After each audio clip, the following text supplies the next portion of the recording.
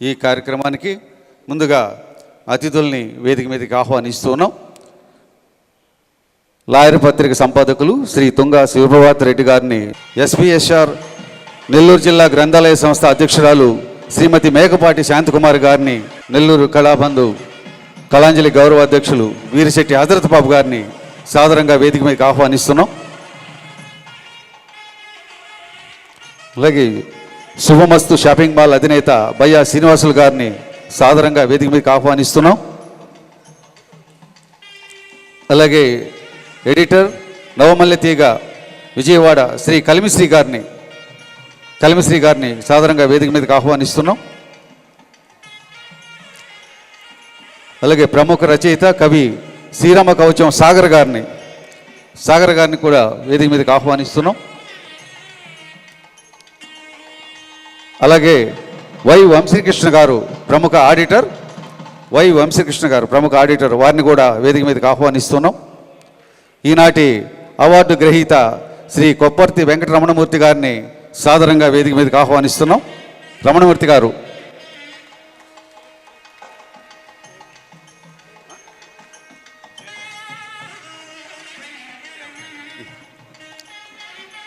Award గ్రహీత శ్రీ కొప్పర్తి వెంకట రమణమూర్తి గారిని సాదరంగా వేదిక మీదకి ఆహ్వానిస్తున్నాం.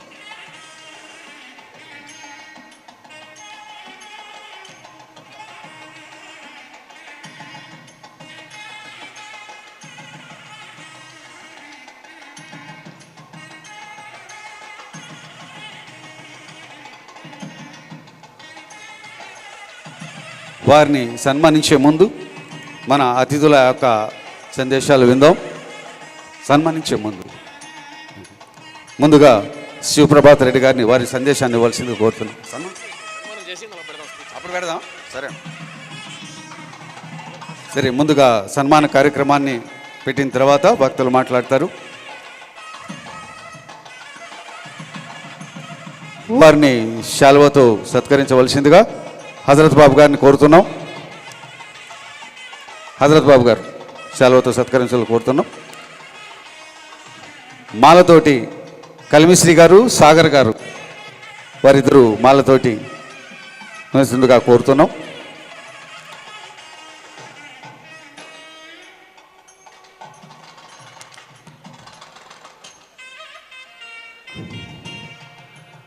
అలాగే కిరీట ధారణ మాలతోటి సత్కరించారు వంశీకృష్ణ గారు. కిరీట ధారణ వంశీకృష్ణ గారు ప్రముఖ ఆడిటర్, వారు కిరీట ధారణ చేయవలసిందిగా కోరుతున్నాం.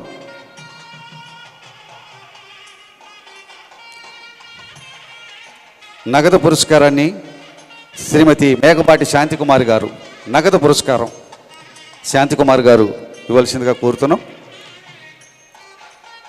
అలాగే మెమోంటో బహుకరణ బయ్యా వాసు గారు, చిన్ని శ్రావణ్ గారు. మెమోంటో బహుకరణ బయ్యా వాసు గారు, చిన్ని శ్రావణ్ గారు. సన్మాన పత్ర పఠనం వాయుగుండ్ల శశికళ గారు. తెలుగు తల్లికి దీప్తి, తెలుగు రాష్ట్రాల కీర్తి, రూపు కట్టిన సాహితీ మూర్తి మా ఆత్మీయ కొప్పర్తి, పుంబావ సరస్వతి మా కొప్పర్తి. తెలుగు రాష్ట్రాలలో సాహితీ సౌరభాలు గుబాళింపజేసి, భావితరాలకు చరిత్ర పాఠాలు చేర్చి, కవితా కథనా రంగాన విజయకేతనం ఎగరవేస్తున్న శ్రీ కొప్పర్తి వెంకట రమణమూర్తి హైదరాబాదు వారిని అభినందిస్తూ సమర్పిస్తున్నటువంటి అభినందన పత్రం. జనవరి 9, 1959 కృష్ణా జిల్లా చిలకపూడి గ్రామం మీ జననాన్ని కాంచి పొంగిపోయింది. కొప్పర్తి కనకదుర్గాంబ అమరలింగేశ్వరరావుల నోముల పంటగా కవితాక్షరమై మీరు జన్మించినారు. సుశీలాదేవిని చేపట్టి విజయాల బాట నడిచినారు. సాహితీ రంగాన బావుట ఎగురవేశారు. ఇంతింతై చదువంతై చరిత్ర అధ్యాపకులుగా, డిగ్రీ కాలేజ్ ప్రిన్సిపాల్గా భావితరాలను తీర్చిదిద్దారు. తెలుగు అకాడమీ చరిత్ర పాఠ్యాంశాలు తయారు చేసి యువతను తీర్చిదిద్దారు. లోనుండి ఉబికిన కవితా గంగను 3 పుస్తకాలుగా మలచి మీరు త్రినేత్రుడయ్యారు. పిట్టపాడే పాటను ప్రజలకు వినిపించి, విషాదమోహనాలు ఆర్ద్రతతో కురిపించి, 50 ఏళ్ల వాన అంటూ కవితావర్ణంలో పాఠకుల హృదయాలు తడిపినారు. తెలుగు అక్షరాలు తోరణాలుగా కట్టి తెలుగు తల్లికి కవిత మాలలు అల్లి చిరుత కవులను చేయి పట్టి నడిపించిన మీ జైత్రయాత్రలో మిమ్ము ఎన్నో అవార్డులు వరించాయి. దేవులపల్లి కృష్ణశాస్త్రి అవార్డు, ఉమ్మడి శెట్టి సాహితీ పురస్కారం, ఆంధ్ర సారస్వత సమితి అవార్డు, లెక్కకు పుష్కరము పైనే సంస్థలు మీకు అవార్డులు ఇచ్చి సాహితీ సేవను చేశాయి. ఇప్పుడు చిన్ని నారాయణరావు సాహితీ ఫౌండేషన్ ప్రతిష్టాత్మక అవార్డు మిమ్మల్ని వరించింది.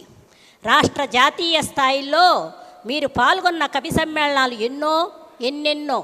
కేరళలో జరిగిన తుంజన్ ఉత్సవంలో, దక్షిణ భారత కవి సమ్మేళనంలో, తెలుగు సాహిత్య అకాడమీ గుహావటిలో జరిపిన కవి సమ్మేళనంలో, ఇలా జాతీయ కవి సమ్మేళనాల్లో తెలుగు కవులకు ప్రాతినిధ్యం వహించి తెలుగు భాష కీర్తి దశ దిశల పెంచినారు.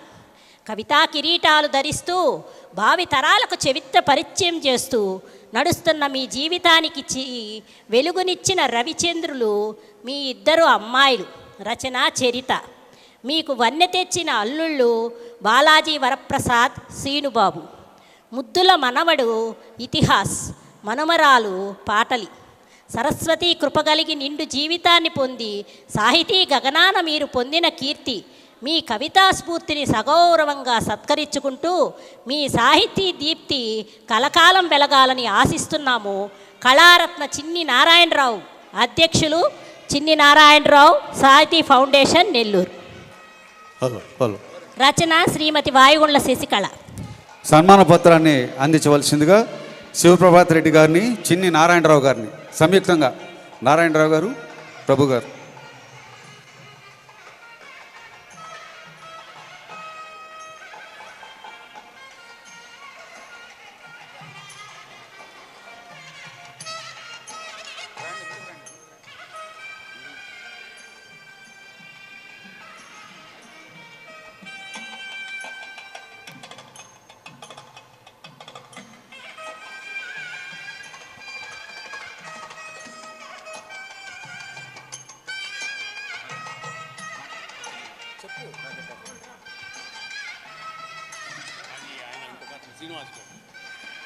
ముందుగా శివప్రభాత్ రెడ్డి గారు సందేశాన్ని ఇవ్వాల్సిందిగా ఆహ్వానిస్తున్నాం. వేదిక మీద ఉన్న పెద్దలకు, ఈనాటి పురస్కార సన్మాన గ్రహీతలకు, అలాగే వేదిక ముందున్నటువంటి సాహితీ ప్రియులకు, సాహితీవేత్తలకు, కళాభిమానులకు, మీడియా మిత్రులకు అందరికీ నా హృదయపూర్వక నమస్సుమాంజలి. చిన్ని నారాయణరావు గారు తన సొంత పేరుతో చిన్ని నారాయణరావు సాహితీ ఫౌండేషన్ అని పెట్టి గత 3 సంవత్సరాలుగా ఈ అక్షరోత్సవ కార్యక్రమాన్ని నిర్వహించడం చాలా సంతోషదాయకం. ఈ అక్షరోత్సవం సాహితీ ప్రియులకు ఒక ఆనందోత్సవం లాంటిది. ఈ కార్యక్రమాన్ని ఆయన నిరాటంకంగా కొనసాగించాలని కోరుకుంటున్నాను. అలాగే ఈరోజు ఇక్కడ మా నాన్నగారు కీర్తిశేషులు తుంగ రాజగోపాల్ రెడ్డి గారి పేరు మీద ఒక పురస్కారం, అలాగే వారి మరో గురువు గారు సత్యవేట్ శ్రీకాంత్ గారి పేరు మీద ఒక పురస్కారం, అలాగే వారి మరో గురువు గారు నాగభైరవ కోటేశ్వరరావు గారి పేరు మరో పురస్కారం అందించడం, అలాగే స్వీయ పేరుతో ఆయన పేరుతో ఇచ్చినటువంటి ఒక అవార్డును కూడా ఈరోజు ఇక్కడ అందజేయడం చాలా సంతోషదాయకం. మహాకవి తిక్కన నుండి నేటి ఆధునిక కవుల వరకు ఎంతోమంది రాసిన కొన్ని లక్షల గ్రంథాలు, కొన్ని లక్షల రచనలు చాలా వరకు మరుగున పడిపోయి ఉన్నాయి. ఈరోజు మన ముందు మన గ్రంథాలయ సంస్థ చైర్పర్సన్ శ్రీమతి శాంతకుమార్ గారు ఉన్నారు. వారు దీని మీద దృష్టి పెట్టి అవన్నీ వెలికి తీసి భావితరాల వారికి అందించాలని చెప్పి సభాముఖంగా వారిని కోరుకుంటూ, వారు వచ్చినప్పటి నుంచి కూడా గ్రంథాలయ సంస్థల పునరుద్ధరణ కోసం చాలా కృషి జరుపుతున్నారు. తరచూ నిత్యం వారు అనేక ప్రయత్నాలు చేస్తున్నారు. ఈ సందర్భంగా వారికి అభినందన తెలియజేస్తూ ఈరోజు ఈ కార్యక్రమంలో వారు పాల్గొనడం కూడా మంచి సముచితమైన విషయంగా పేర్కొంటూ, ఇలాంటి కార్యక్రమాలు ముందు ముందు నారాయణరావు గారు అనేక కార్యక్రమాలు చేయాలని, వారి కుమారుడు శ్రావణ్ అలాగే వారి కుటుంబ సభ్యులందరికీ ఆ భగవంతుడు ఆయుర ఆరోగ్యాలు, అష్టైశ్వర్యాలు, సుఖ సంతోషాలు నిండుగా కలగజేయాలని కోరుకుంటూ, నాకు ఈ అవకాశం కల్పించిన నారాయణరావు గారి కుటుంబానికి, మా కుటుంబానికి దాదాపు 4 దశాబ్దాల అనుబంధం. ఆ అనుబంధం ఇలాగే భావితరాలు కూడా కొనసాగాలని కోరుకుంటూ సెలవు తీసుకుంటున్నాను. Thank you sir, thank you. తర్వాత వెంకటరమణ మూర్తి గారి గురించి మాట్లాడడానికి హైదరాబాద్ నుంచి విచ్చేసినటువంటి పి శ్రీనివాస్ గౌడ్ గారు, ప్రముఖ రచయిత, కవి, వారిని వేదిక మీదకి ఆహ్వానిస్తున్నాం. శ్రీనివాస్ గౌడ్ గారు. అందరికీ నమస్కారం. సభ వేదిక మీద ఉన్న పెద్దలకు, వేదిక మీద ఉన్నటువంటి పెద్దలందరికీ కూడా నమస్కారం. ఈరోజు చాలా సంతోషంగా ఉంది. నిజానికి చిన్ని నారాయణరావు గారు కొప్పతి మాస్టర్ గారికి అవార్డు ఇవ్వడం వ్యక్తిగతంగా నాకు చాలా సంతోషకరమైన విషయం. ఎందుకనంటే ఆయన ఈ 36 సంవత్సరాల కాలంలో ఆయన కేవలం 3 పుస్తకాలు మాత్రమే వేశాడు. అంటే ఒక కవిగా ఆయన కవిత్వం పట్ల ఎంత నిబద్ధంగా, ఎంత నింపాదిగా, ఎంత నిక్కచ్చిగా ఆ కవిత్వం రాశాడో మనకి అర్థమవుతుంది. అయితే ఉన్న సమయం తక్కువ కాబట్టి 2-3 విషయాలు చెప్పి నేను నా సభను ముగిస్తాను. కొప్పర్తి మాస్టర్ గారి కవిత్వం కనుక మనం శ్రద్ధగా చదివితే మనకి కొన్ని విషయాలు అర్థమవుతాయి. ఇందాక మనం ఉత్సాహంగా కవితల పోటీ పెట్టుకున్నాం. ఆ కవిత పోటీలో చాలామంది ఉత్సాహంగా కవితలు చదివారు. వాళ్ళందరూ కూడా కొప్పర్తి మాస్టర్ గారి కవిత్వం చదవాలని నేను అనుకుంటున్నాను. ఎందుకంటే ఒక ఔత్సాహిక కవి కానీ, ఎదుగుతున్న కవి కానీ, లేదా ఒక కొద్ది గొప్ప పేరు తెచ్చుకున్న కవులు కానీ ఎవరైనా సరే కవిత్వం ఎలా రాయాలి, వస్తువు ఎలా ఎన్నుకోవాలి, వస్తువు తగ్గ శైలి, శిల్పం మనం ఎలా ఏర్పరచుకోవాలి, దాన్ని ఒక కవితగా మనం ఎలా విస్తరించాలి, ఎలా నిర్మించాలి, ఇలాంటివన్నీ కొప్పర్తి మాస్టర్ గారి కవిత్వంలో ఈ 3 పుస్తకాల్లో కూడా మనకి చాలా కవితలు మనకు కనపడతాయి. మీరు ఏం చెప్తున్నానంటే కొప్పర్తి మాస్టర్ గారు ఆయన తన 3 పుస్తకాలు కొప్పర్తి కవిత్వం పేరిట ఒక 3 పుస్తకాలు కలిపి ఒక సమగ్రమైన సంపుటంగా తెచ్చారు. భవిష్యత్తులో నేను తేనో అనే మాట కూడా ఇందులో అన్నారు. కాబట్టి ఈ 3 పుస్తకాలు పిట్టపాడే పాట కోసం 1991లో వచ్చింది, విషాదమోహనం 2003లో వచ్చింది, 50 ఏళ్ల వేళ 2014లో వచ్చింది. 2014 నుంచి 2026 ఇంతవరకు కూడా ఆయన కవిత్వం రాసి ఉండొచ్చు, కానీ ఆయన పుస్తకంగా మాత్రం వేయలేదు.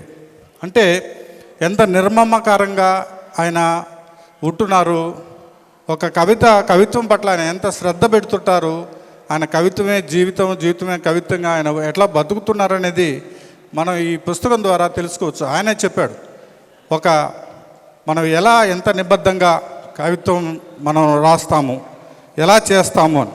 అయితే ఈ చిన్న సమయంలో మీకు ఒక్క కవిత చదివి మీకు వినిపిస్తాను. ఒక్క కవిత మాస్టర్ గారి భావజాలం ఏంటి, అని ఏం చెప్పదలుచుకున్నాడు అనేది మీకు అర్థమవుతుంది.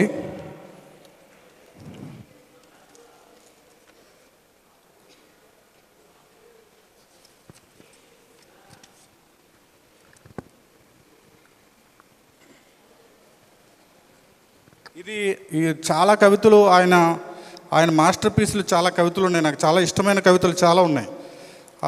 ఇష్టమైన కవితలు ఎట్లా అంటే కెమిస్ట్రీ ఆఫ్ టీయర్స్, అది ఒకప్పుడు చాలా సంచలనం సృష్టించినటువంటి కవిత. అలాగే 50 ఏళ్ల వాన, తర్వాత మరతనం, లెక్కలేనితనం, అట్లాగే ఆకలి నైరూప్యం కాదు, ఇలాంటి బైద సౌందర్యం, ఇలాంటి ఒక మాస్టర్ పీసులు ఆయన దగ్గర ఉన్నాయి. అయితే ఒక్క కవిత చదివేసి నేను ముగిచ్చేస్తాను.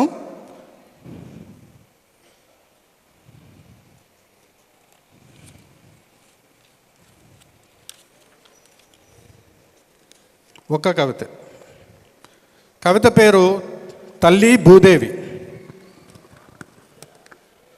అడవి దారి. ఆమె వాణ్ణి భుజాన వేసుకొని నడుస్తూ మాట్లాడుతోంది. వాడు ఉంగా కొడుతున్నాడు. ఆమె మాటల్లో పాదముద్రలు ఉన్నాయి. ఆమె పాదముద్రలో మాటలు పరుచుకున్నాయి. ఆమె నడుస్తోంది. వాడు భుజం దిగి ఆమె చిటికిన వేలు పట్టుకున్నాడు. ఇద్దరూ నడుస్తున్నారు. వాళ్ళు కాలిబాటల వెంట సలయేటి ప్రవాహాల వెంబడి వృక్ష ఛాయల గుండా ఎండుటాకుల మీదుగా నడిచారు. ఆమె మాట్లాడుతూనే ఉంది. అతను దేవదారు వృక్షంలా నిటారుగా పెరిగాడు. ఆమె కొండ కొమ్ములా వంగిపోయింది. ఆమె అన్నది ఆయుధాలన్నింటినీ పనిముట్లుగా మార్చండి. ఆమె అన్నది ఆయుధాలన్నింటినీ పనిముట్లుగా మార్చండి. నడక సాగి ఆకురాలు కాలం వచ్చింది, ఇక నడవలేనన్నదామె. అతను భుజానికెత్తుకున్నాడు, ఆమె విల్లులా అమరింది. ఆమె మాట్లాడుతుందో లేదో తెలీదు, అతనికి మాత్రం మాటలు వినపడుతున్నాయి. అతను నడుస్తున్నాడు. చీకటి రాత్రులు గడిచి బళ్ళున తెల్లారింది. చినుకులు మొదలయ్యాయి. ఉలిక్కిపడి భుజం తడుముకున్నాడు. ఆమె లేదు, అక్కడ ఒక నాగలి వేలాడుతోంది. ఆమె లేదు, అక్కడ ఒక నాగలి వేలాడుతోంది. రెండు చేతుల్లో బిగించి పట్టుకొని మలుపు తిరిగి సాగిపోయాడు. సో ఇలాంటి కవిత్వం ఇది ఆయన భావజాలాన్ని పట్టించేటువంటి ఒక కవిత. అయితే ఆయనతో మనం చాలా చిన్న చిన్న విషయాల దగ్గర డిఫర్ అయ్యేటువంటి కవిత్వం కూడా ఉంది. ఔత్సాహిక కవులు అధ్యయనం చేయాల్సినటువంటి కవిత్వం. అయితే కొప్పర్తి మాస్టర్ గారి కవిత్వానికి ఒక మేనిఫెస్టో అని మనం అనొచ్చు. ఆయనకి ఈ సందర్భంగా నా హృదయపూర్వకమైన శుభాకాంక్షలు తెలియజేస్తున్నాను. Thank you very much. Thank you sir, thank you. తర్వాత మన నెల్లూరు జిల్లా గ్రంథాలయ సంస్థ అధ్యక్షురాలు శ్రీమతి మేకపాటి శాంతకుమారి గారు వారి సందేశాన్ని ఇవ్వాల్సిందిగా కోరుతున్నాను. సభా సరస్వతికి నమస్కారం. వేదికను అలంకరించినటువంటి అతిరథ మహాశయులందరికీ కూడా, గౌరవనీయులందరికీ కూడా నా హృదయపూర్వక నమస్కారాలు తెలియజేసుకుంటున్నాను. ముఖ్యంగా సభా అధ్యక్షులు శ్రీ చిన్ని నారాయణరావు గారికి ప్రత్యేక ధన్యవాదాలు తెలియజేసుకుంటున్నాను.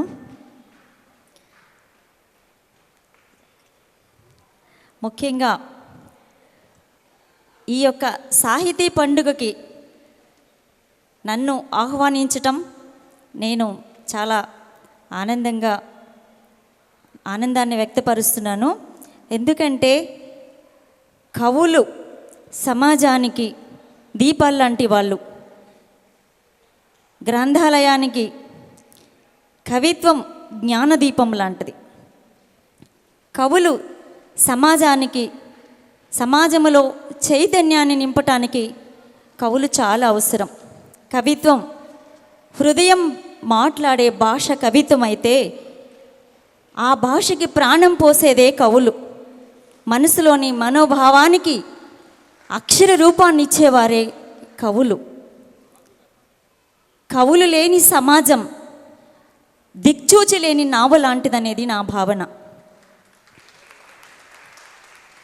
ఎందుకంటే కవిత్వం అనేది చాలా గొప్పది. అది అందరికీ సాధ్యపడేది కాదు. ఈ కవితా హృదయం కలిగిన ఈ మహానుభావులకి చదువుల తల్లి ఆ సరస్వతీదేవి ప్రసాదించిన వరంగా నేను భావిస్తూ ఉన్నా. అందరం మాట్లాడలేము ఆ భాష. వారు సమాజంలో ఉండే సమస్యలని అక్షర రూపంతో ముందుకు తీసుకొస్తారు. అట్లాంటి కవులకి ఆదరణ అందరూ కల్పించాలనేది నా ఉద్దేశం. గ్రంథాలయాలు కూడా కవుల కోసమే పనిచేస్తాయని నేను మాట ఇస్తూ ఉన్నా. అంతేకాకుండా రాజులు రాజ్యాలను నిర్మించవచ్చు, వాళ్ళు చరిత్రలో మిగులుతారు. కానీ కవులు తమ యొక్క భావాలు నిర్మించి పాఠకుల యొక్క గుండెల్లో చిరంజీవులుగా మిగులుతారు. అంత గొప్ప వాళ్ళు కవులు. చాలామందికి ఈ ఉద్దేశాలు అర్థం కాకపోవచ్చు ఇప్పుడున్న దానిలో. కానీ సమాజంలో కవిత్వం, కవులు రెండు కళ్ళు లాంటి వాళ్ళు. కవులు లేకపోతే సమాజంలో చైతన్యం అనేది చాలా తక్కువ. కవులు వాళ్ళ యొక్క మనసులోని భావాలను వాళ్ళ యొక్క జీవితాల్లోనే కాదు, సమాజంలో ప్రతి ఒక్కరి జీవితాల్లో ప్రయాణించగలరు కవులు. అంత గొప్ప కవులకి కవిత్వానికి ఉన్న అనుబంధం సమాజానికి అవసరమైంది. కాలం మారచ్చు, కవిత్వం మారదు. ఎందుకంటే భావాలకి మరణం ఉండదు. అలాంటి ఈ కవిత్వం, ఈ కవుల ద్వారా మనకు సమాజానికి తెలుగు సాహిత్యం అందించటం వలన నవతరానికి కూడా ఎంతో ఉపయోగకరంగా ఉంటుందని భావిస్తూ గొప్ప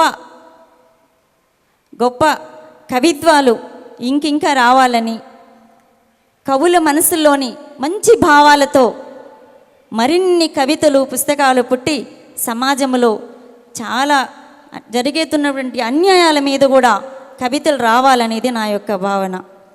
స్త్రీలకు ముఖ్యంగా జరుగుతున్న అన్యాయం, దీని మీద దయచేసి కవులు చాలా కవిత్వాలు రాయాలని నేను కోరుకుంటా ఉన్నా. అనగదొక్కబట్టం ఎక్కువ స్త్రీలకి. మహిళలు ముందుకు రావాలంటే ఎన్నో కష్టాలు, ఇల్లు చూసుకోవాలి, బయట చూసుకోవాలి. ఏదో కష్టపడి బయటకు వస్తే ఎన్నో అవమానాలతో ఎన్నో బాధలతో అణగిదొక్కబడుతున్నారు. కాబట్టి మా మహిళలకి సంబంధించి మంచి కవితలు కవులు పుస్తకాల రూపంలో రచిస్తారని నేను ఆశిస్తున్నాను. ముఖ్యంగా చిన్ని నారాయణ గారు సార్, వారు చాలా గొప్పవారు. చాలా ఈరోజు మన కవులు ఎవరైతే కుప్పర్తి వెంకటరమణమూర్తి గారికి జరిగినటువంటి సన్మానం నాకు చాలా సంతోషంగా ఉంది. వారు చాలా గొప్పవారు. వారి గురించి మాట్లాడటం విన్నాను, ఇప్పుడే నాకు కూడా కొత్తగా పరిచయం. చాలా గొప్పగా అనిపించింది. చిన్ని నారాయణ గారు సార్, మీరు చేసేటువంటి ఈ గొప్ప సన్మానం ఇది చాలా మిమ్మల్ని ఐ అప్రిషియేట్ యూ సార్. చాలా సంతోషంగా ఉంది. కవులని కవిత్వాన్ని ఆదరించాలి. మా గ్రంథాలయంలో కూడా మీకు ప్రత్యేకంగా కవులకి కవిత్వానికి ఆదరణ అనేది నా పీరియడ్ ఉన్నంత వరకే కాకుండా తర్వాత కూడా ఇది కంటిన్యూ అయ్యేలా చేస్తాం. చిన్ని నారాయణ సార్ గారు వచ్చారు అక్కడికి, వారికి వేదిక ఒకటి కావాలన్నారు, అది కూడా ప్లాన్ చేస్తున్నాం. తప్పకుండా గ్రంథాలయాలు ప్రజలందరూ ఉపయోగించుకోవాలి, యువత ఉపయోగించుకోవాలి. సమాజానికి నేస్తంగా మార్చబోతున్నాం. గ్రంథాలయాల మీద లోకేష్ బాబు గారు మరి చంద్రబాబు సారు అందరూ కూడా ప్రత్యేక దృష్టి పెట్టారు. గ్రంథాలయాలు ఎంత గొప్పవో, ఎంత గౌరవమైనయో, ఎంత ప్రసిద్ధమైనయో త్వరలో అందరికీ తెలియజేస్తాం. ఈ యొక్క వేదికని నన్ను ఆహ్వానించి నాకు ఈ అవకాశం కల్పించినటువంటి చిన్ని నారాయణ గారికి మరియు వేదిక మీద ఉన్నటువంటి పెద్దలందరికీ, కవులకి కవయిత్రులకి, మీడియా సోదరులకి అందరికీ కూడా, శ్రీమూర్తులందరికీ కూడా నా యొక్క హృదయపూర్వక ధన్యవాదాలు తెలియజేసుకుంటున్నాను. Thank you so much sir. Thank you madam. తర్వాత బయ్యా వాసు గారు సందేశాన్ని ఇవ్వవలసిందిగా కోరుతున్నాను.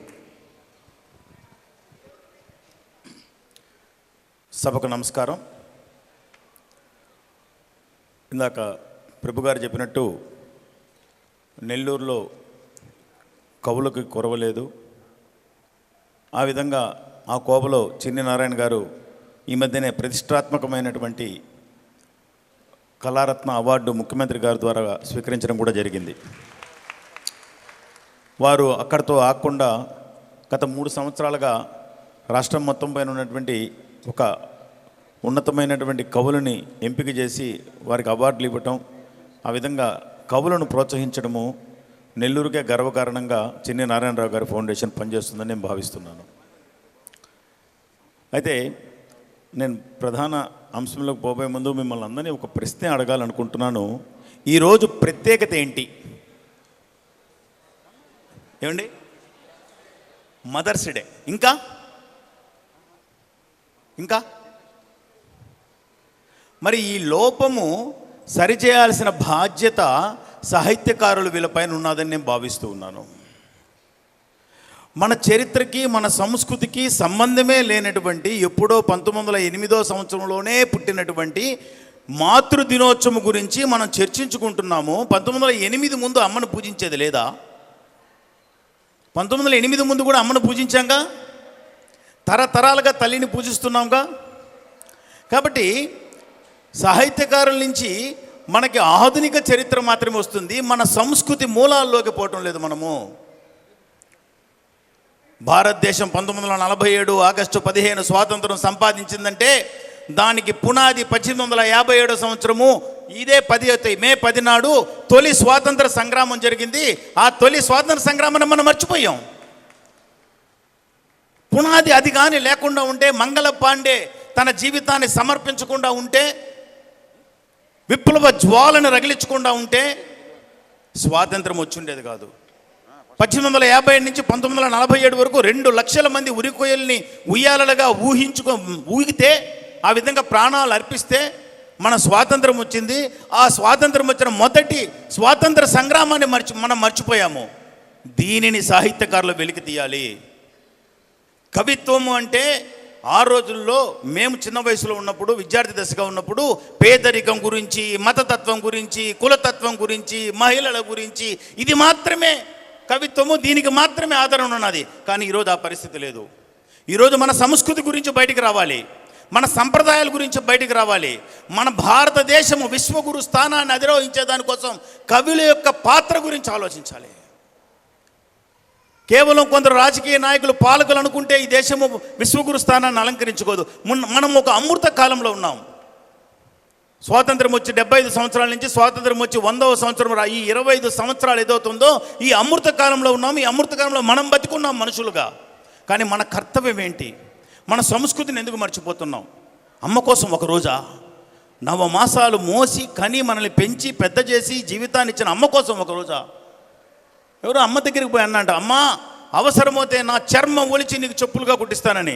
ఆ తల్లి అనిందంట, ఆ చర్మం కూడా నేను ఇచ్చిందే కదరా, బడాయి జాల్లో కూర్చోమనిందంట. ఆ చర్మం ఎవరిచ్చారు మనకి? ఈ శక్తిని, ఈ యుక్తిని ఎవరిచ్చారు మనకి? ఈ మాటను ఎవరిచ్చారు? అజరామమైన కవిత్వం రాయగలిగే కవులకి ఆ విజ్ఞానాన్ని ఎవరిచ్చారు? తల్లి ఇచ్చింది. ఆ తల్లికి ఒకరోజు చేసుకుంటామా మనం? దానికంటే ముఖ్యమైనటువంటి ప్రథమ స్వాతంత్ర సంగ్రామాన్ని మర్చిపోతామా? దీని గురించి మనము తప్పనిసరిగా చర్చించాలి. దీని గురించి మనం తప్పనిసరిగా ఆలోచించాలి. కవులు దీని గురించి ఆలోచించాలి. 1925లో ఈ దేశంలో 2 సిద్ధాంతాలు పుట్టినాయి. ఒక సిద్ధాంతం చెప్పింది ప్రపంచ కార్మికులారా ఏకం కండి అనింది. అంటే ఈ దేశంలో, ఈ ప్రపంచంలో 2 వర్గాలు, యజమానులు, కార్మికులు. రెండో సిద్ధాంతం చెప్పింది, అదే పదాలు వాడింది, కార్మికులారా ప్రపంచాన్ని ఏకం చేయండి అనింది. ఇది విశ్వమాన సౌభ్రాతృత్వానికి, మన సంస్కృతికి మూలం. దీనిని మనం మర్చిపోతున్నాం. దయవుంచి మేము వ్యాపారస్తులం, బట్టలు అమ్ముకొని బతికే వాళ్ళం. మేము సమాజాన్ని మార్చలేకపోవచ్చు, కానీ సమాజాన్ని మార్చగలిగే శక్తి, యుక్తి కవుల దగ్గర ఉన్నది. మీ కవిత ఒక ఆయుధం.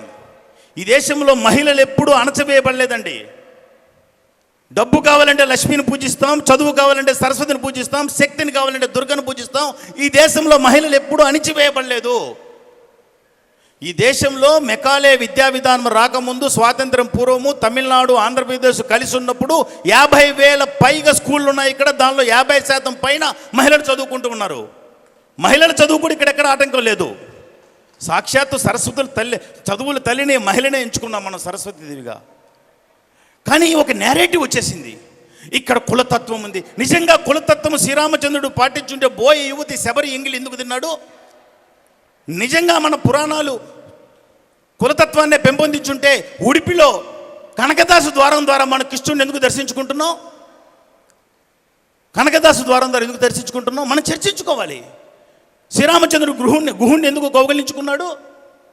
శ్రీరామచంద్రుడు గిరిజన పుత్రుడైన వానరుడు సహాయం ఎందుకు తీసుకున్నాడు? సాక్షాత్ అవతాల పురుషుడు కదా. ఒక బ్రహ్మాస్త్రం వేస్తే రాముడు చచ్చి కూర్చుంటాడు కదా. కానీ ఎందుకు ఇది ఎంచుకున్నాడు? ఎందుకు ఎంచుకున్నా అంటే రాబోయే తరాలకి సమరసతతో బతకమని నేర్పించే దానికోసం. కులం మరిచి మనమందరము ఈ భరతమాత బిడ్డలుగా భావించాలి, అట్లా బతకాలని చెప్పి మనకి రాబోయే తరాలకి నేర్పించే దానికోసం శ్రీరామచంద్రుడు అట్లా బతికాడు. దీనిని బయటికి తీయాలి కవులు. సమాజంలో విభజన, సమాజంలో ఉద్రేకాలు రెచ్చగొట్టడం మాత్రమే కాకుండా, ఇప్పుడు దానికి కాలం చెల్లిందండి. ఇప్పుడు కాలము సర్వమాన సౌభ్రాతృత్వానికి, ఇప్పుడు కాలము విశ్వమాన గురుత్వానికి. కాబట్టి ఆ దిశగా ఎప్పుడైతే కవులు ఆ దిశగా ఇంకా వేగంగా పనిచేస్తారో తప్పనిసరిగా భారతమాత విశ్వగురు స్థానాన్ని అలంకరిస్తుంది. ఆ విధంగా విశ్వగురు స్థానాన్ని అలంకరించే దానికోసం మనమందరం కూడా కృషి చేయాలి. వారు చేస్తున్న కృషికి మనందరం కూడా సహాయ సహకారాలు అందించాలి. ఈ మహాయజ్ఞంలో మీరు ముందుకు పోతూ ఉంటే తప్పనిసరిగా మా సహాయ సహకారాలు మా ఫౌండేషన్ కూడా ఉంటుందని చెప్పి సభాముఖంగా తెలియజేస్తూ ఈ అవకాశం ఇచ్చిన పెద్దలు చిన్ని నారాయణరావు గారికి మరొకసారి హృదయపూర్వక ధన్యవాదాలు తెలుపుకుంటున్నాను. భారత్ మాతాకి జై. Thank you sir, thank you. తర్వాత సన్మాన గ్రహీత వెంకటరమణమూర్తి గారిని మాట్లాడవలసిందిగా కోరుతున్నాను. సన్మిత్రులు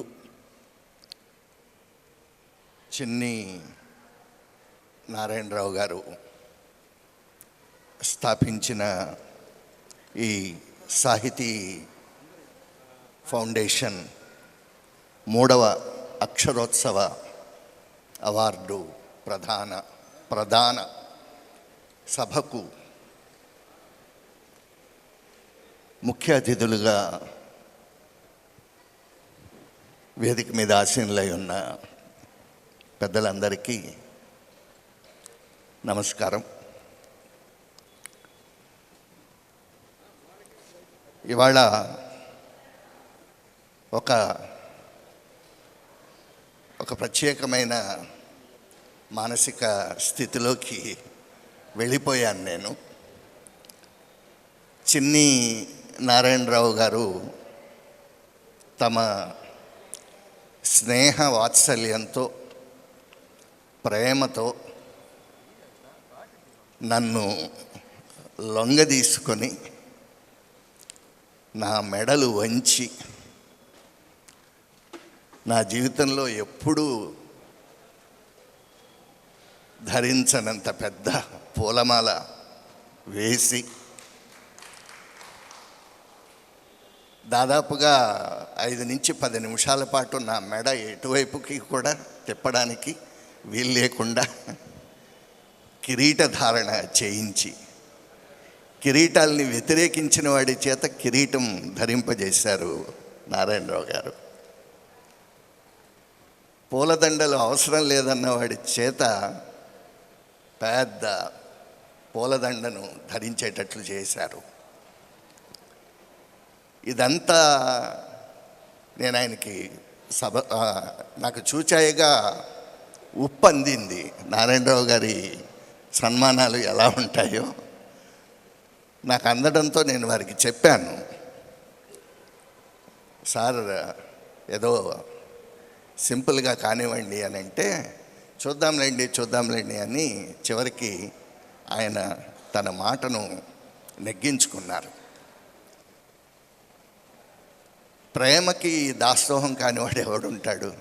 అట్లా నారాయణరావు గారి ప్రేమకి నేను తల వంచి వారిచ్చిన ఈ అద్భుతమైన సన్మానాన్ని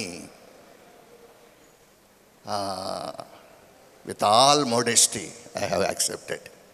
Thank you నారాయణరావు గారు. నారాయణరావు గారి గురించి నేను కొంతకాలంగా వింటూ వచ్చాను. సాధారణంగా అంటే అంకెలతో పనిచేసే ఒక వ్యక్తిని అక్షరాలు ఇంతగా ఆకర్షించడం చాలా అరుదుగా జరుగుతూ ఉండే పని. ఎక్కువ అక్షరాలకు ఎక్కడ కుదరదు. నారాయణరావు గారు ప్రధానంగా ఆడిటర్. వారు అంకెలతో పని నడిపించే వ్యక్తి. 1 2 3 4 5 6 7 8 9 0 ఈ 10 అంకెలతో వ్యవహారం నడిపించే నారాయణరావు గారు 56 అక్షరాలతో కూడిన సాహిత్యం పట్ల మొగ్గు చూపడం చాలా ప్రత్యేకమైన, చాలా అరుదైన అంశంగా నేను భావిస్తూ ఉన్నాను. ఈ రెండిటిని ఆయన అంటే ఇప్పుడు ఇంత అద్భుతమైన సభ జరపడం నేను బయట చూసి ఆశ్చర్యపోయాను. ఏమిటి బయట ఇది మన ఏమంటారు దీన్ని, ఫ్లెక్సీలో బొమ్మలు అవి చూసి కవులకు దాదాపుగా అంటే ఇంకొకలాగా అర్థం చేసుకోవద్దు. ఒక సినిమా ఆర్టిస్టులు లేకపోతే క్రికెటర్ల స్థాయిని ఇచ్చే విధంగా ఆయన ఈ ఏర్పాట్లన్నీ చేశారు. ఇది చాలా ఆశ్చర్యాన్ని కలిగించే అంశం. అందుకని నేను వారికి ప్రత్యేకంగా ధన్యవాదాలు తెలియజేస్తూ ఉన్నాను. అయితే వేదిక మీద ఉన్న పెద్దలు ఇందాక మాట్లాడారు, కవులు ఏం చేస్తారు అని మేడం గారు మాట్లాడారు. సార్ వారి పేరు బయ్యా శ్రీనివాసులు గారు అనుకుంటే వారు కూడా ప్రసంగం చేశారు. కవులు ఏం చేస్తారు అని అంటే మా శివారెడ్డి గారు కవులు ఏం చేస్తారు, ఒక అనంత శక్తి సంపన్నమైన పద్యాన్ని ప్రజల చేతుల్లో పెడతారు అని ఒక గొప్ప మాట అన్నాడు ఆయన. ఒక అనంత శక్తివంతమైన పద్యాన్ని ప్రజల చేతుల్లో పెడతారు కవులు అని చెప్పి అన్నారు. మేడం గారు మాట్లాడుతూ ఉంటే శివారెడ్డి గారు ఆ మాటలు 4 నాకు జ్ఞాపకం వచ్చాయి. ఇకపోతే కవిత్వానికి సంబంధించిన ఒక ప్రధానమైన అంశం ఏమిటి అనంటే,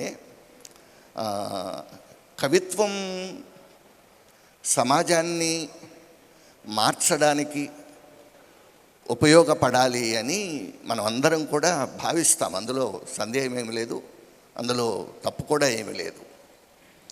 అయితే సమాజాన్ని మార్చడానికి ఉపయోగపడే ఆ కవిత్వం అది ఒక అద్భుతమైన కళ. అది కళాత్మకంగా కనుక లేకపోతే కవిత్వం అది కేవలం ఒక వార్తాపత్రికలో వార్త అవుతుందే తప్ప మరొకటి కాదది.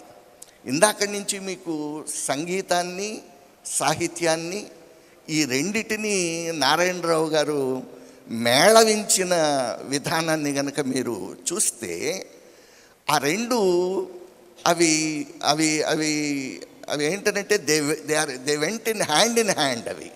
అవి రెండు ఒక చెయ్యి దాన్ని ఒకదానిలో ఒకటి చెయ్యి వేసుకొని నడిచాయి. కాబట్టి ఇందాక నుంచి కార్యక్రమం మనకి అది ఒక కార్యక్రమం లాగానే మనకి అనిపించింది, 2 వేర్వేరు కార్యక్రమాలలాగా అనిపించలేదు.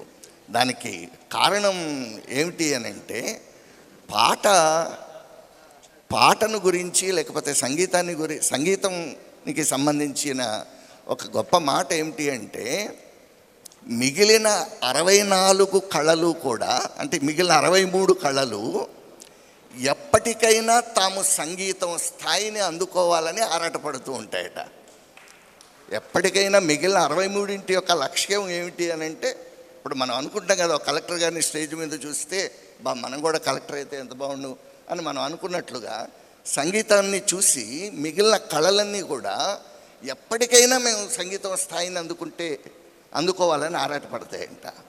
దానికి కారణం ఏమిటి అని అంటే, సంగీతం అనుభూతి ప్రధానమైంది. అంటే అది హృదయం నుంచి హృదయానికి డైరెక్ట్గా ప్రసరిస్తుంది. దానికి మేధస్సుతో పని లేదు. ఇప్పుడు ఇంతమంది చిన్నపిల్లలు ఇందాక మాట్లాడి వీళ్ళందరూ పాడుతూ ఉంటే మనం అందరం కూడా అదొక ప్రపంచంలోకి మనం వెళ్ళిపోయాం. ఇందులో చదువుకున్నవాడు, చదువుకోలేనివాడు, తెలివైనవాడు, తెలివి తక్కువవాడు, ఈ తేడా ఏమీ ఉండదు సంగీతానికి. కారణం ఏమిటంటే దానికి మేధస్సుతో పని లేదు, దానికి డైరెక్ట్గా హృదయం నుంచి హృదయంలోకి ప్రసారం జరుగుతుంది. నేను ఇందాక ఏమన్నాను అని అంటే, మిగిలిన కళ్ళన్నీ కూడా ఆ స్థాయిని చేరుకోవాలని చెప్పి అంతాయని అన్నాను కదా. అంటే సాహిత్యం కూడా ఆ స్థాయిని అందుకోవాలని ప్రయత్నం చేస్తుంది. అంటే దాని అర్థం ఏమిటి అని అంటే, సాహిత్యంలో ఉన్న ఆ మేధో లక్షణం ఏదైతే ఉందో ఆ మేధో లక్షణం అంతా కూడా కరిగిపోయి హృదయ లక్షణంగా అది మారిపోయినప్పుడు మాత్రమే సాహిత్యం అది డైరెక్ట్గా ఒకరిలో నుంచి ఒకరిలోకి ట్రాన్స్ఫార్మ్ అవుతుంది, ఒకరిలోంచి ఒకరికి ట్రాన్స్ఫార్మ్ అవుతుంది అన్నమాట. అంటే దీన్ని మనం సాహిత్యంలో మనం ఏమనంటాము అని అంటే, పోయం డిజపియర్ అవుతుంది అని అంటాం మనం.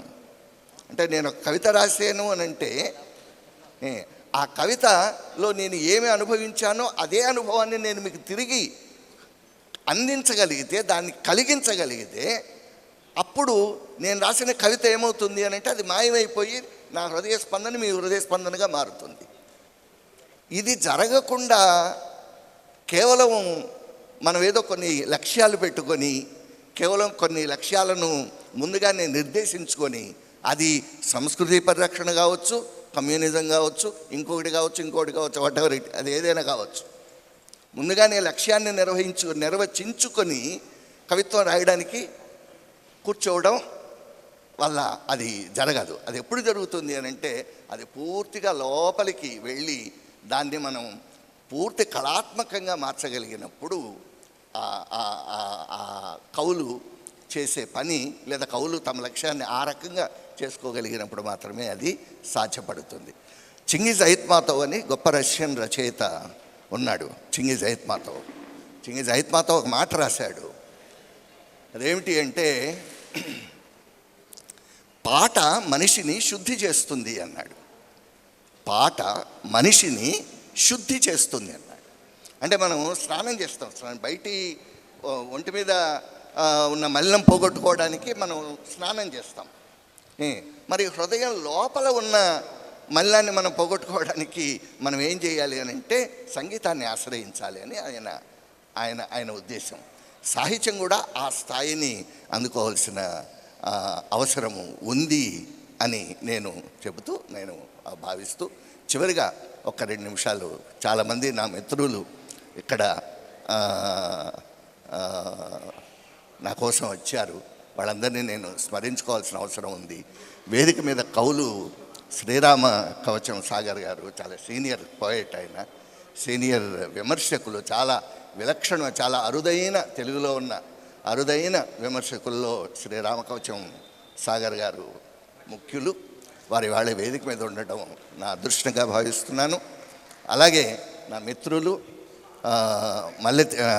మల్లెతీగ కలిమిశ్రీ గారు చాలా గొప్ప కార్యకర్త, గొప్ప రచయిత, మంచి కవి, మంచి అద్భుతమైన కార్యకర్త, అంతకంటే మించి మంచి సంపాదకుడు. ఆయన ఇవాళ వేదిక మీద నాతో పాటు ఉండడం కూడా నా అదృష్టంగా నేను భావిస్తున్నాను. అట్లాగే ఇవాళ నా గురించి మాట్లాడారు శ్రీనివాస్ గౌడ్. మా ఇద్దరికి దాదాపుగా ఒక 30-35 ఏళ్ల సాహిత్య అనుబంధం ఉంది. నాతో సమానమైన నా సమానుడు ఆయన, అద్భుతమైన కవి, గొప్ప అనువాదకుడు. అటువంటి సన్మిత్రుడి చేత ఇవాళ నా కవిత్వం గురించి మంచి మాటలు మాట్లాడించారు చెన్ని నారాయణరావు గారు. తర్వాత ఇవాళ వేదిక ముందు నా సహచర principal, I was government degree college principal for about 10 years. నా సహచర ప్రిన్సిపల్ ఇక్కడ డికేడబ్ల్యూ కాలేజీ, తర్వాత విఆర్ కాలేజీ ప్రిన్సిపల్గా పనిచేసిన డాక్టర్ మస్తానయ్య గారు చాలా కాలం తర్వాత మేము కలుసుకున్న ఇవాళ ఆయన దీనిలో ఉన్నారు. నా అత్యంత ఆత్మీయమైన మిత్రుడు, 35-40 ఏళ్ళుగా తణుకు నుంచి దాదాపుగా ప్రాణంతో ప్రాణంగా చూసుకునే మా కుమార్ రాజా, ఆయన సతీమణి సమ్మత ఇక్కడ ఉన్నారు. ఆయన he is the what you call the district secretary of libraries. So మా అనుబంధం 35 ఏళ్ల పైబడిన అనుబంధం. అది మామూలు ఆత్మల అనుసంధానమైన అనుబంధం లాంటి అనుబంధం అది. అటువంటి కుమారరాజా గారి వాళ్ళ నాతో పాటు ఉన్నారు. ఇవన్నీ ఒక కోణం అయితే, దాదాపుగా 48 సంవత్సరాల తర్వాత నన్ను కలిసిన నా మిత్రుడు, గొప్ప గాయకుడు తుమ్మలపెంట జనార్దన్, మీ అందరికీ బాగా తెలిసిన జనార్దన్, డిగ్రీ చదువుకుంటున్న రోజుల్లో లయలో కళాశాలలో 1975-78 మాట్లాడుతున్నాను, 75-78లో హీ వాజ్ మై జూనియర్. మేము అప్పట్లో రేడియోల్లో పాటలతో కూర్చున్న రూపకం లాంటి వస్తూ ఉండేవి. అట్లాంటివేవో నేను రాస్తూ ఉండేవాడిని. మా జనార్దను, తర్వాత ఇంకొక మిత్రుడు సత్యనారాయణ, వీళ్ళిద్దరు కూడా నేపథ్య సంగీతం అనుసరిస్తేవాళ్ళు. సో ఆ జనార్దన్ని వాళ్ళ నేను చాలా కాలంగా కలుపుకున్నాను. అలాగే ఇందాక నా మిత్రులు పెరుగు రామకృష్ణ గారు కూడా వచ్చి వెళ్ళారు. చాలామంది ఇక్కడ ఖదీర్ వచ్చాడో లేదో మరి. So Khadeer is there. Wonderful. నాకు కనపడలేదు ఇందాక నుంచి. కొవ్వూరు సబ్ ఇన్స్పెక్టర్ ఖదీర్, పెద్ద ఖదీర్ అని మేము అంటాం. పెద్ద ఖదీర్ నేను ఎట్లా ఖాయం చేయాలో నాకు తెలియదు, కానీ శిష్యమిత్రుడు అని అంటాను, లేదా మిత్ర శిష్యుడు అని అంటాను. పేరుకు మాత్రమే అతను నా శిష్యుడు, కానీ నాకు నా దగ్గరికి వచ్చినప్పటి నుంచి కూడా అతను అన్ని విషయాలలోనూ నాతో సమానుడని నేను భావించాను. సాహిత్యం పట్ల అపారమైన ఇష్టము, సాహిత్యాన్ని నిజంగా నేను ఇందాక మాట్లాడుతున్నానే, హృదయంతో సాహిత్యాన్ని అనుభవించటం అంటే ఎట్లాగో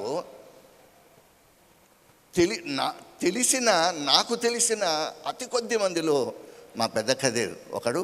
అంటే ఆ కాకి బట్టల వెనక, ఇందాక పొద్దున ఎప్పుడో అన్నాను, ఆ కాకి దుస్తుల వెనుక హిమాలయం లాంటి చల్లదనం మా ఖదీర్లో ఉంది. సో దట్ ఖదీర్ ఇవాళ చాలా రోజుల తర్వాత వచ్చాడు, ఇవాళ సభలో ఇవాళ ఇక్కడ ఉన్నాడు. సో ఇంతమంది మిత్రుల, నాకు నిజానికి నెల్లూరు కొత్తదే, కానీ ఇంతమంది మిత్రుల మధ్య ఇట్లా జరుపుకోవడం చూస్తే నాకు నెల్లూరు కొత్తదిగా అనిపించలేదు. కాబట్టి ఇటువంటి ఆత్మీయుల మధ్య ఈ కార్యక్రమం జరిగినందుకు, నన్ను ఈ పురస్కారానికి ఎంపిక చేసినందుకు, దీన్ని ఇంత బాగా నిర్వహించినందుకు మరొకసారి చిన్ని నారాయణరావు గారికి, వారి కుమారుడు శ్రావణ్ కుమార్ గారా, నాకు పరిచయం లేదు, వారి కుమారుడు శ్రావణ్ కుమార్ గారికి నేను నా వైఫ్తో అన్నాను, ఎంతమంది కార్యకర్తలు పనిచేస్తున్నారో చూడు అన్నాను. నేను ఎంతమంది కార్యకర్తలు పనిచేస్తున్నారో చూడు, వీళ్ళందరూ పనిచేయకపోతే ఎట్లాంటివి జరగవు అని అన్నాను. కాబట్టి నారాయణరావు గారి వెనక ఉన్న కార్యకర్తలు, ఉదాహరణకి పొద్దున్నుంచి బొగ్గరపు రాధాకృష్ణ గారు నాతో పాటే ఉన్నారు, చాలా చాలా చాలా సహాయాలు ఆయన నాకు అందించారు. వీళ్ళందరికీ కూడా నేను కృతజ్ఞతలు తెలియజేస్తూ సెలవు తీసుకుంటున్నాను. నమస్తే. Thank you sir, thank you. ఇప్పుడు నారాయణరావు గారు రచించినటువంటి 2 బుక్స్ ఆవిష్కరణ కార్యక్రమం ఉంటుంది. అలాగే ఒక అశాంతుడి స్వప్నం అని వేటూరు నాగేంద్రరావు గారు రాసినటువంటి ఒక కవితా సంపుటి కూడా ఓపెనింగ్ జరుగుతుంది. ముందుగా వెలుగుపూల వసంతం అనే చిన్ని నారాయణరావు గారు రచించినటువంటి ఈ పుస్తకాన్ని ఆవిష్కరించవలసిందిగా తుంగా శివప్రభాత్ రెడ్డి గారిని ఆహ్వానిస్తున్నాం. ఇదే వేదిక మీద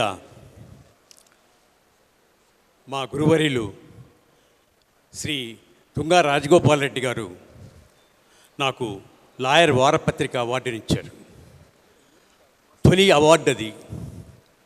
నాకు ఆ అవార్డు ఆయన చేతి చలువతో ఒక అవార్డుల పరంపరగా తాగి ఈరోజు కళారత్న అవార్డు అందుకున్నాను. వారు తనయులు తుంగా శివప్రభాత్ రెడ్డి గారి చేతి సెలవు కూడా నాకుంది. అలాంటి గొప్ప ఈ వేదిక మీద నా పుస్తకాన్ని మాటని ఆవిష్కరించారు శివప్రభాత్ రెడ్డి గారు. మాట మీకు తెలుసు, ఒక చాలా ఆంధ్రప్రదేశ్ స్థాయిలో ఒక ఉన్నత శిఖరాలను అందుకుంది. అది కూడా వారి తనయుల చేతి సెలవే అని నేను నమ్ముతున్నాను. ఈరోజు వెలుగుపూల వసంతాన్ని తుంగా శివప్రభాత్ రెడ్డి గారు ఆవిష్కరిస్తున్నారు.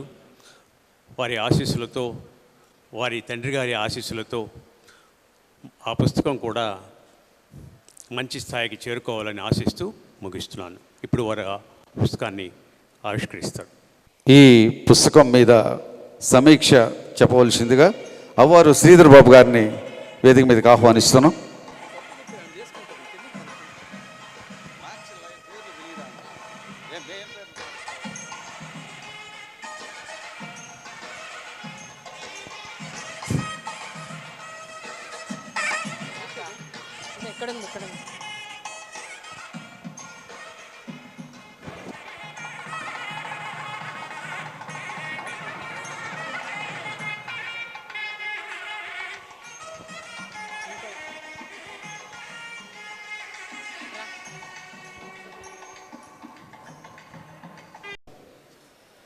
చిన్ని నారాయణరావు గారి వెలుగుపూల వసంతం పుస్తకావిష్కరణ. ఈ ఇంత పెద్ద పుస్తకాన్ని చాలా తక్కువ టైంలో ఈ టైంలో సమీక్షించాలంటే చాలా కష్టం. అయినా కూడా ముఖ్యమైన విషయాలు మాత్రమే చెప్తాను. సారు ఎన్నో పుస్తకాలు రాస్తున్నాడు. బతుకకు ఉత్సవం, గంపకోడు, జీవితం ఒక విజయం, అంతర్ముఖం, దాహం దాహం మాట, ఇలాంటి దీర్ఘకావ్యాలు కవితల పుస్తకాలు ఎన్నో రాస్తున్నారు. దీంట్లో ఇంకా దీన్ని వివరించి చెప్పాలంటే కుదరదు కాబట్టి ఒక ముఖ్యమైన కొన్ని కవితలు మాత్రమే 1-2 మాటలు ప్రస్తావిస్తాను. ఓటు భరోసా అనే ఒక కవితలో పొలందారుల్లో విత్తనాలు చల్లటం లాంటిదే ఓటు వేయటం అంటే, పొలందారుల్లో విత్తనాలు చల్లడం లాంటిదే ఓటు వేయటం అంటే అంటాడు. అంటే దీని వివరణ ఇప్పుడు చెప్పలేము. అట్లాగే రేపటి వసంతంలో రోడ్డు తలకు గాయమై విలపిస్తుందంటూ ఒక పర్సనాఫికేషన్ అంటే మన కవులకు తెలుసు, ఆ ప్రయోగం చేశారు. అట్లాగే రోడ్లకేమి తెలుసు పాపం, గాయాల్ని మోస్తూ విషాద గీతికల్ని ఆలపిస్తూ రక్తం మోడుతుంది అని చెప్పి అంటాడు. అట్లాగే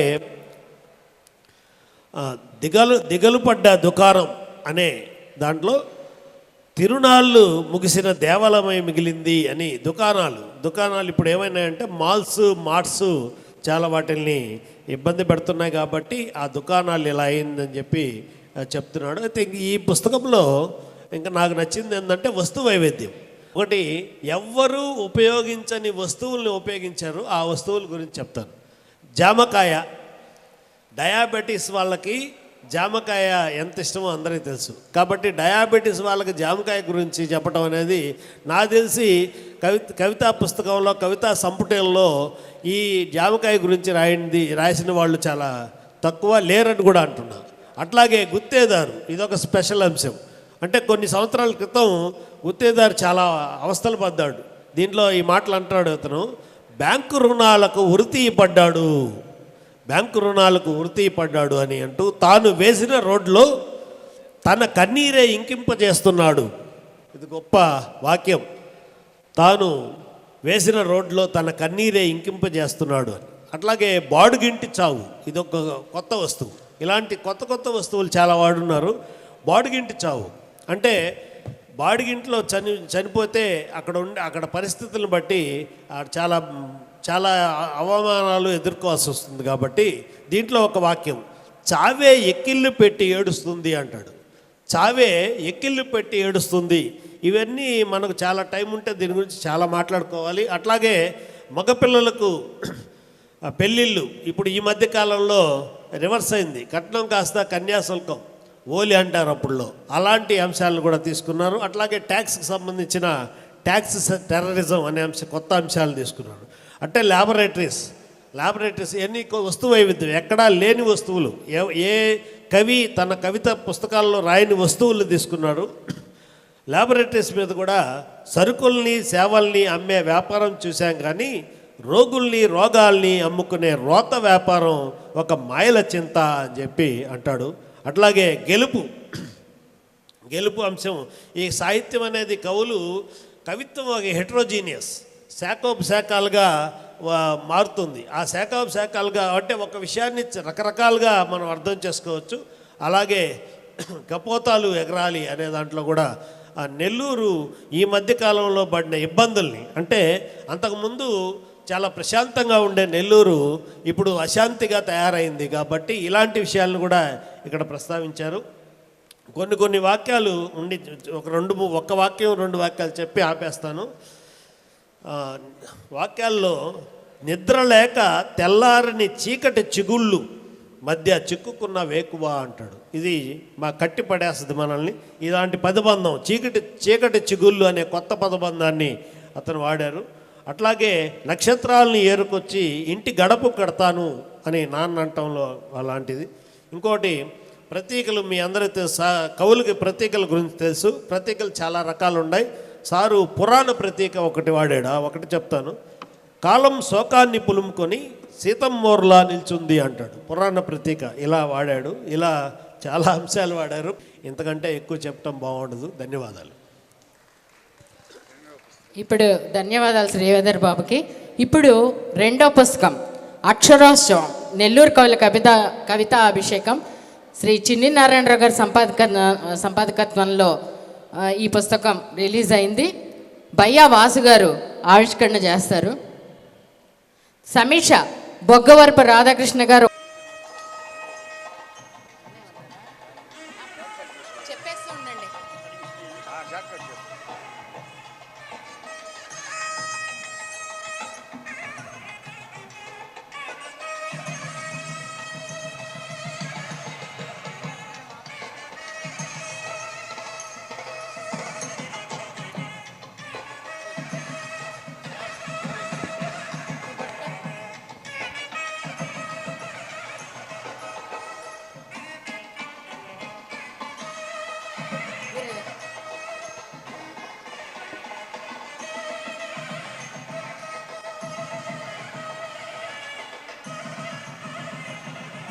సభకు నమస్కారం.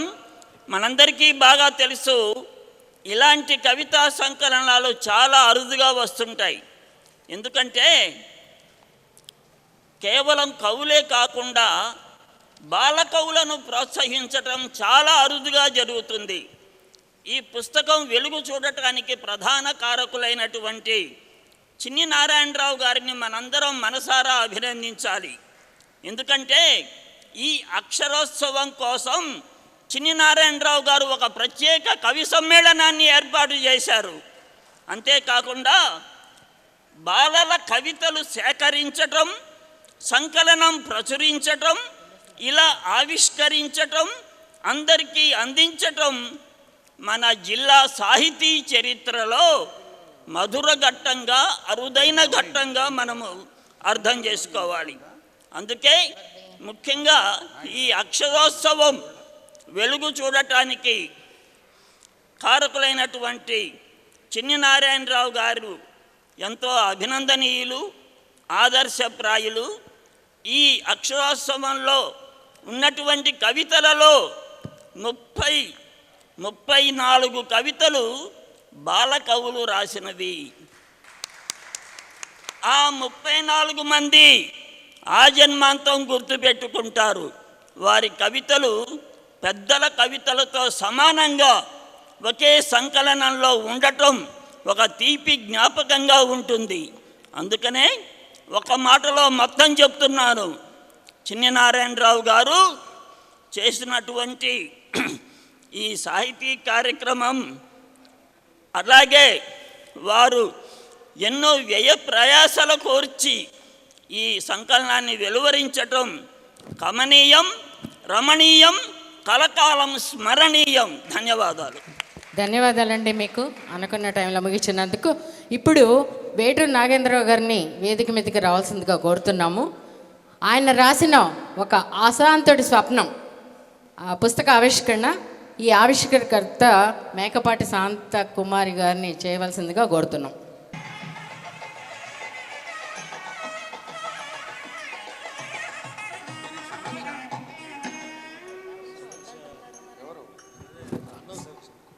అన్నం శివకృష్ణ.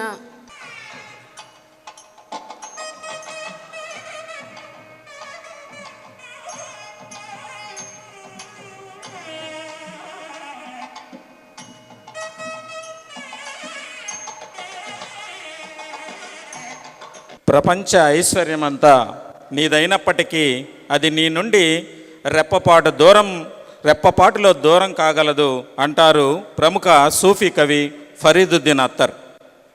అలాంటి సూఫీ తత్వాన్ని కవిత్వంలో కలిగినటువంటి సీనియర్ నెల్లూరు రచయిత కవి శ్రీ వేటూరు నాగేంద్రరావు గారి కలం నుండి వెలువడిన నూతన కవితా సంపుటి ఒక అశాంతుడి స్వప్నం. ఈ కవిత సంపుటి పేరులోనే వైవిధ్యాన్ని పుణికిపుచ్చుకున్నాడు. ఇందులో 62 కవితలు ఉన్నాయి. అశాంతుడి స్వప్నం ఈ కవిత్వ సంపుటికి పేరు పెట్టడం 100% సరిపోతుంది అనుకుంటున్నాను. ఇందులో నిరంతరం పరిస్థితులతో సంఘర్షించే ఒక సామాన్యుడు కనిపిస్తాడు. వ్యవస్థలోని లోపాల మీద తిరుగుబాటు చేసే ఒక విలువల స్వరూపాన్ని చూస్తాం. ఈ కవిత్వం చదువుతున్నంతసేపు ఆ భావోద్వేగాలు మనలోకి పరకాయ ప్రవేశం చేస్తాయి, మనల్ని సంస్కరిస్తుంటాయి, పిడికిలి బిగించమంటుంటాయి. ఇందులో ఈ కవిత్వం జీవితం పట్ల ఒక ఆశావాహ దృక్పథాన్ని ప్రకటిస్తుంది. ఒక మొదటి కవిత కానీ తీసుకున్నట్లయితే దయాపూరిత కనుల స్పర్శ అనే మొదటి కవితలో ఈ పుస్తకం మొదలవుతుంది. కార్పొరేట్ హాస్పిటల్ పొద్దున్నే నా పక్కన మత్తుగా నిద్రలేస్తుంది అనే ఎత్తుగడతో కవిత ప్రారంభమవుతుంది. ఇక్కడ నేను నిద్రలేచాను అని ప్రారంభిస్తే అది సామాన్య వాక్యమే అయి ఉండేది.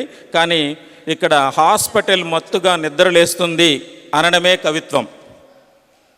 గది లోపల కూర్చున్న నేను నగరం బయట మారుతున్న రంగుల్ని చూస్తుంటాను అంటారు. అంటే రోగి హాస్పిటల్లో ఉన్నప్పుడు ఇంటా బయట పరిస్థితులు ఎలా మారుతుంటాయో ఆ వాక్య ప్రయోగంలో తెలియజేశారు. ఇందులోనే ఒక వాక్యం, ఎన్ని దుఃఖపు పాటలు చెవుల్లో మారుమోగుతున్నా ఒక కొత్త పాటను కలగంటూనే ఉంటాను అని మరణాన్ని ఎదిరించే ఒక గొప్ప వాక్యాన్ని వినిపిస్తారు. ఇందులో తనకు సేవ చేసే నర్సులు డాక్టర్లను తెల్ల హంసలతోనూ వారి చూపుల్ని దయాపూరిత స్పర్శతోనూ పోల్చడం కవితకు నిండుదనాన్ని కలిగించింది. గుండెకు గాయం అనేటటువంటి ఒక కవితలో ఏకాంతం గురించిన భయాన్ని చెబుతూ ప్రేమ తెలిసిన మనిషికి ఈ అశాంతి నేత్ర జలపాతాలేమిటి, ఎక్కడో పట్టుజారిపోయింది, భయాన్ని బయటే నిలబడితే జీవితం ఎంత బాగుంటుందో అంటూ ధైర్యాన్ని ప్రకటిస్తారు. విషాద మాధుర్యం అనేటటువంటి ఒక కవిత చాలా బాగా నచ్చింది నాకు. ఈ కవితా వస్తువు ప్రస్తుతం ఉన్న సమాజ పోకడలకి నిలువెత్తు నిదర్శనంగా చెప్పవచ్చు. కేవలం 22 లైన్లు ఉన్నటువంటి ఈ కవితలో ఒకరి శోకం మరొకరిని కదిలించే రోజులు కావివి.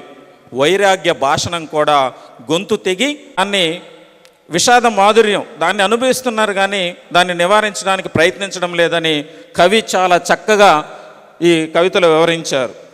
తర్వాత ఇంకొక కవిత కలల విచ్చిత్తి అనే మరో చిన్న కవితలో నిగూఢ తత్వాన్ని ప్రకటిస్తారు.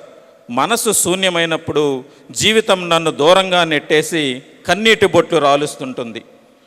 ఎన్ని కలలు నా కంటి రెటీనా గుహల్లో కాలిపోతున్నాయో హత్తుకోవాలనిపిస్తుంది, వ్యక్తం చేసుకోవాలనిపిస్తుంది, మాటగా పాటగా మొలకెత్తాలని ఉంటుంది.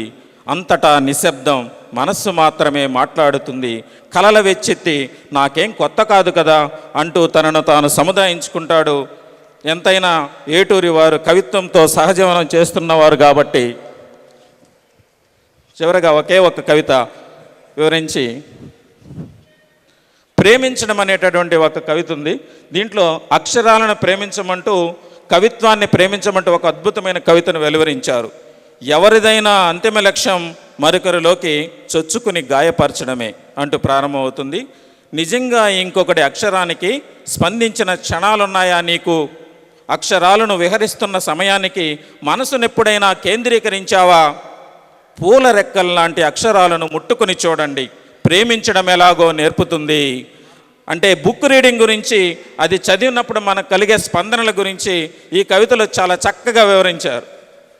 ఇలాంటి అనేక కవితలు ఉన్నాయి. ఎర్రపూల సౌందర్యం, సంఘర్షణ రూపాలు, ఒకే ఒక చివర సంఘర్షణ లోపాలు అనే కవితలో శివారెడ్డి గారు ఇందాక సార్ చెప్పినట్టుగా శివారెడ్డి గారు కవులేం చేస్తారు అనే ఒక కవిత రాశారు. గోడలకి నోరిస్తారు, చెట్లకి కళ్ళిస్తారు, గాలికి గొంతిస్తారు అంటాడు శివారెడ్డి గారు. అలాగే ఈ కవితలో నాగేంద్ర గారు ప్రతివాడు స్పర్శను మర్చిపోయి సుదీర్ఘ మౌనాన్ని కరిగిస్తూనే ఉన్నాడు. నిశ్శబ్దంగా నీలోకి చొచ్చుకుపోయిన నీ శక్తిని అడుగు, కడలిలో ఉండే అలల ఘోష నీది కాదా? ఆకాశంలోని మేఘగర్జన నీలోంచి ఉద్భవించలేదా? దుఃఖపు పాటని ఎన్నాళ్ళని పాడుతావు, బహుముఖ స్వేచ్ఛతో ఒక ప్రశ్నగా మారు అంటూ కవిత గర్జన చేశారు ఏటూరి వారు. ఈ మొత్తం ఆయన కవితా శీర్షికల్లో కూడా చాలా వైవిధ్యాన్ని, పదబంధాలు కూడా కొత్తగా వినిపించారు. కొన్ని కొత్త పదబంధాలు ఉన్నాయి. రంగుల బొమ్మల నాట్యం, రెక్కల్లేని గీతం, నిశ్శబ్ద నిష్క్రమణ, అధిక్షేపణ వస్తు, ఇలాంటి అనేక కొత్త కొత్త ప్రతీకలు పదబంధాలు వాడారు. అలాంటి గొప్ప కవి గురించి చాలా తక్కువ సమయమే, కానీ ఆయన 7వ కవితా సంపుటితో ఈరోజు మన ముందుకు వస్తున్నారు. అలాంటి గొప్ప కవిని మనస్ఫూర్తిగా ఆశీర్వదించి మీరందరూ ఆ కవితా సంపుటిని హక్కును చేర్చుకుంటారని కోరుకుంటూ ధన్యవాదాలు. Thank you. నీకు కూడా ధన్యవాదాలు. సమయాభావం వల్ల మీకు తక్కువ టైం వచ్చింది. ఇప్పుడు ఏటూరు నాగేంద్రరావు గారికి సత్కారం చేయవలసిందిగా అతిథుల్ని కోరుతున్నాం.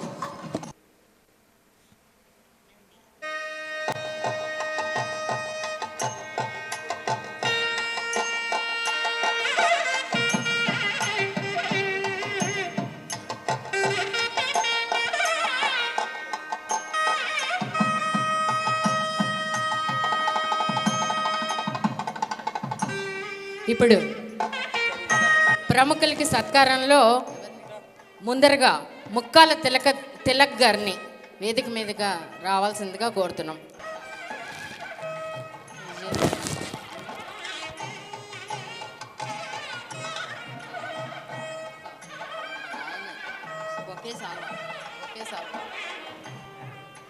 సుజాత గారికి బొకే సాల్వాతో సత్కరించవలసిందిగా కోరుతున్నాం.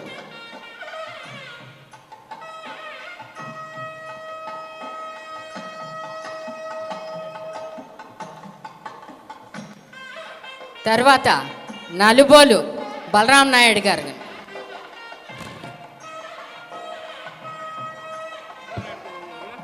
బొకే సాల్వాతో సత్కరిస్తారు. అతిథులు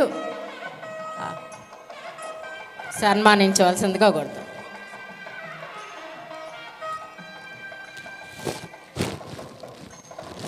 తర్వాత పి శ్రీనివాస్ గౌడ్ గారు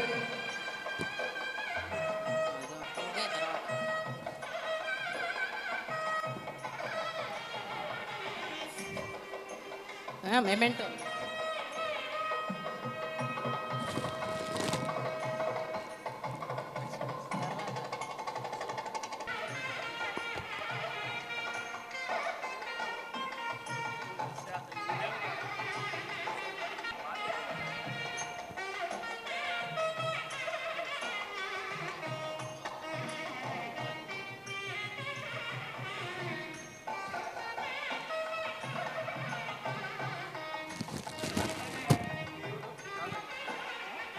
తర్వాత బొగ్గవరపు రాధాకృష్ణమూర్తి గారిని జ్ఞాపికతో సాలువాతో సత్కరించవలసిందిగా కోరుతున్నాం.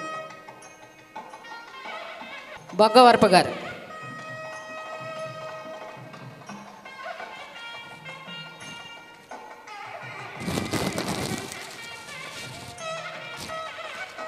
తర్వాత వాయుగుళ్ళ శశి గారు.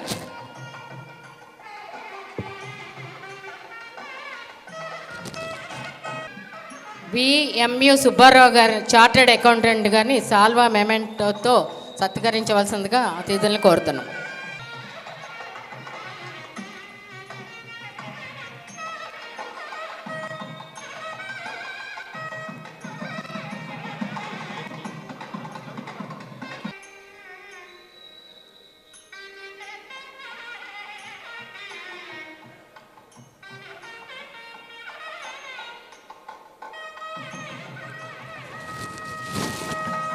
నవ్యాంధ్ర రచయితల సంఘం ప్రధాన కార్యదర్శిగా మేడం గారికి ఒక చిన్న విజ్ఞాపన చేస్తున్నాను. గత ప్రభుత్వం 5 సంవత్సరాల పాటు పుస్తకాలు కొనుగోలు చేసింది. ఆ అమౌంట్ కౌలుకు ఇంకా సగం రావాల్సి ఉంది. ఈ ప్రభుత్వం వచ్చాక అసలు నోటిఫికేషన్ వేయలేదు. ఈ 2 విషయాల మీద గౌరవ మంత్రివర్యులుగా మేము విజ్ఞాపత్రం ఇచ్చాం. అలాగే గోరుగుంట కోటేశ్వరరావు గారు కూడా ఇచ్చాం. అలాగే ఇక్కడ కూడా జిల్లా తరఫున మాతో పాటు మీరు కూడా పోరాడితే మాకు ఫలితం వస్తుంది. మా కవులందరూ చాలా బాధగా ఉన్నారు. వారందరినీ ఆర్తిని తీర్చే బాధ్యత మేము కూడా వేస్తూ సెలవు తీసుకుంటాం. చక్కటి పాటలతో మనల్ని అలరించినటువంటి ఆ చిన్నారులందరికీ కూడాను చిన్న గిఫ్ట్లు ఏర్పాటు చేయడం జరిగింది. వారు ఆ గిఫ్ట్లు అందుకోవాల్సిందిగా వేదిక మీదకి ఆహ్వానిస్తున్నాం.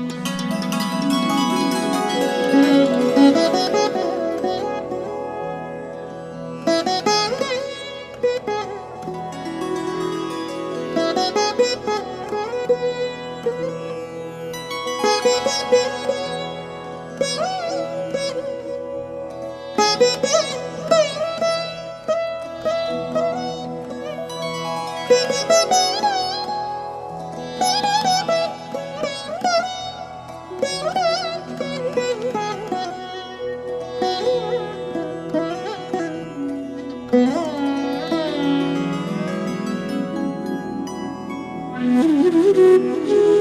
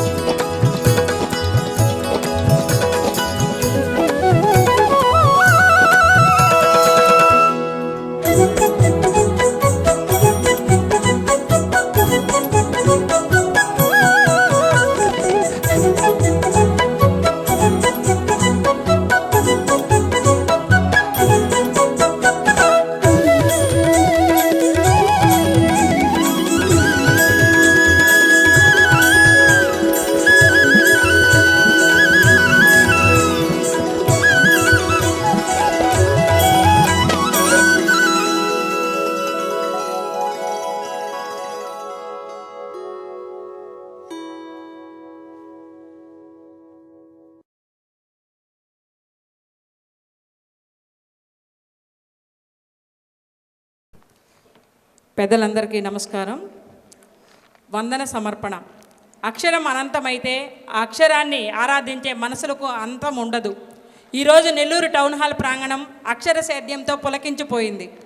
చిన్ని నారాయణరావు సాహితీ ఫౌండేషన్ ఆధ్వర్యంలో 3వ అక్షరోత్సవం కేవలం ఒక సభ కాదు, అది తెలుగు భాష హృదయ స్పందన. ఈ వేడుక దిగ్విజయంగా ముగిసిన సందర్భాన మనసా వాచా కర్మణ కృతజ్ఞతలు తెలుపుకోవడం మన బాధ్యత. ముందుగా చిన్నారాయణరావు సాహితీ ఫౌండేషన్ ఆహ్వానాన్ని మన్నించి తమ అమూల్యమైన సమయాన్ని కేటాయించి సభాధ్యక్షత వహించిన శ్రీ తుంగా శివప్రతాప్ రెడ్డి గారికి హృదయపూర్వక శుభాకాంక్షలు. ఒక సభకు సారథ్యం వహించినందుకు శుభాకాంక్షలు తెలియజేస్తున్నాం.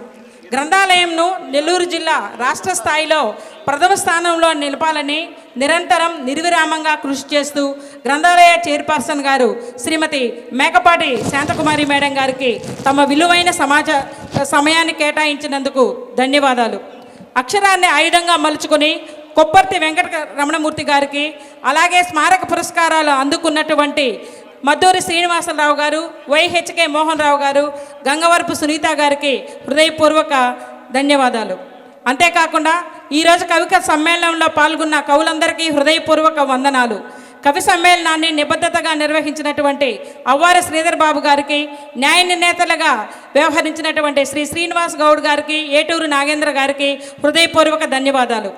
అనంత కళాంజలి సంగీత మాధుర్యంతో మమ్మల్ని మైమర్పించిన గాయని గాయకులకు, ఈ కార్యక్రమాన్ని ప్రజలకు చేరువ చేసినటువంటి మీడియా మిత్రులకు, అన్నిటికంటే మించి సభను ఆద్యంతం క్రమశిక్షణతో ఆత్మీయతో విన్న సాహితీ అభిమానులందరికీ కూడా హృదయపూర్వక ధన్యవాదాలు. ఈ అక్షరోత్సవం మన జ్ఞాపకాలలో నిరంతరం నిలుస్తుందని ఈ అవకాశం కల్పించిన ఫౌండేషన్ అధ్యక్షులు చిన్ని నారాయణరావు గారికి, కార్యదర్శి చిన్ని శ్రావణ్ కుమార్ గారికి మరోసారి కృతజ్ఞతలు తెలుపుకుంటూ మరో గొప్ప కార్యక్రమంతో మళ్ళా కలుద్దాం. Thank you very much.